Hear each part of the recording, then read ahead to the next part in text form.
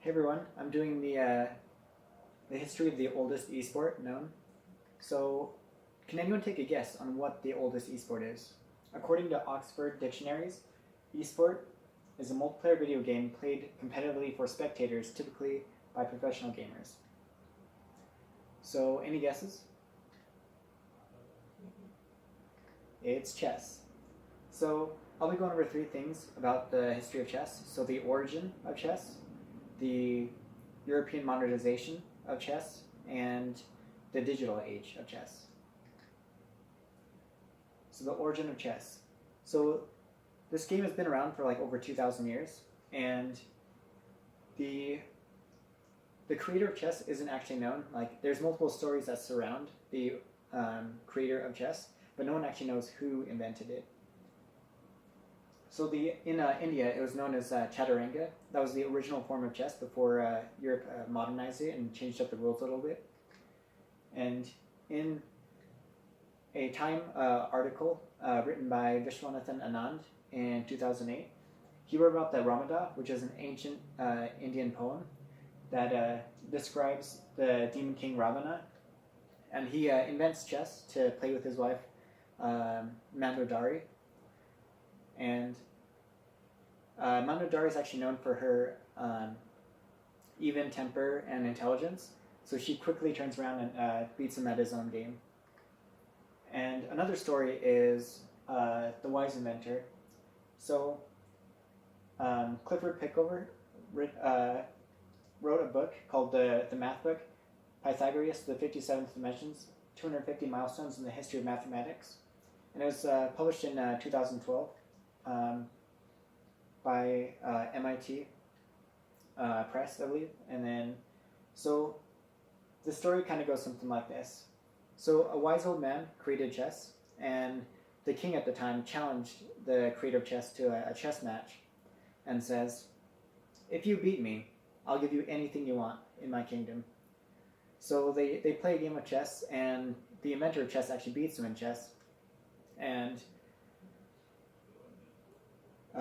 instead of asking for like gold or like land or prize, he simply asks for 1 grain of wheat on the first square of the chessboard, and then 2, and then 4, and then double after that. And the king is insulted. He says, "How dare you insult me? I have like tons of treasures, and then all you do is just want this? Like, how do you dare insult me?" And the wise old man says, "Well, I don't mean to insult you. I just ask that you fulfill this request." So the king begrudgingly says, "All right, fine. We'll fulfill your request." And a little bit later, one of the noblemen comes to the king and says, "Sir, that's more wheat than the entire world combined." So the king, of course, is infuriated. So he actually has the wise old man executed. So the moral of the story is, put no better than the 2018 Gringo movie, and this theme.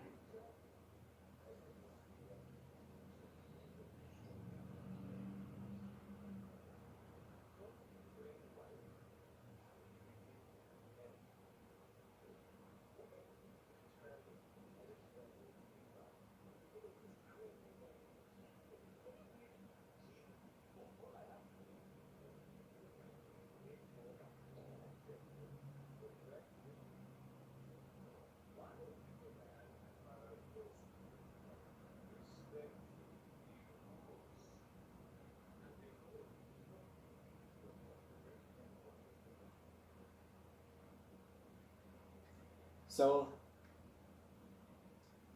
there you have it, the moral of the story.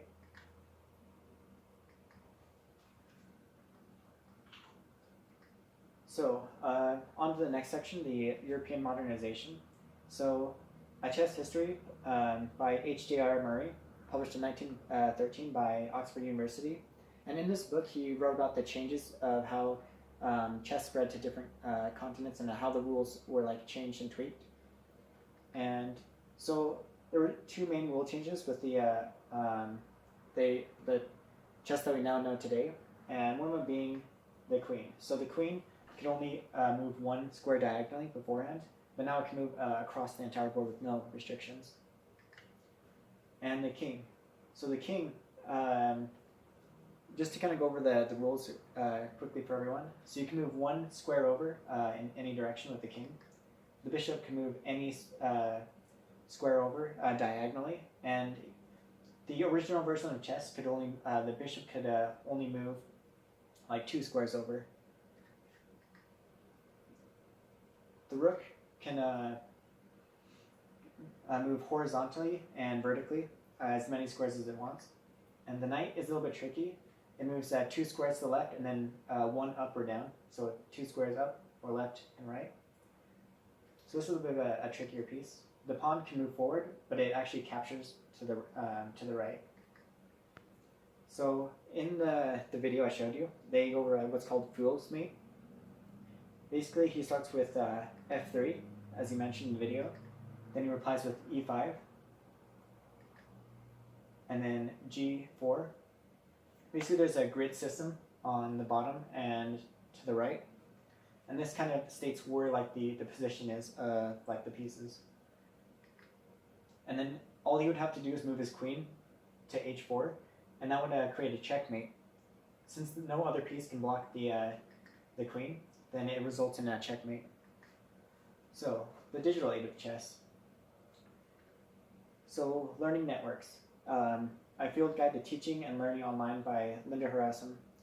So she actually wrote about a couple of college students at the University of Utah, and they created the first ever chess server. And this was like the first step towards chess becoming an esport. And the chess.com is one of the top chess websites.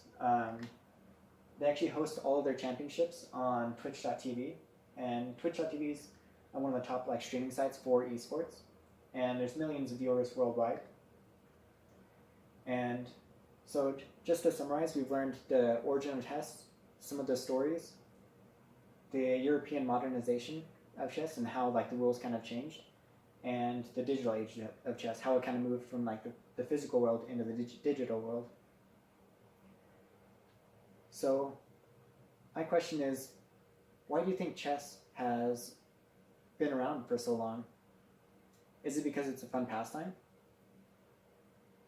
Or could it be that it represents something larger than life?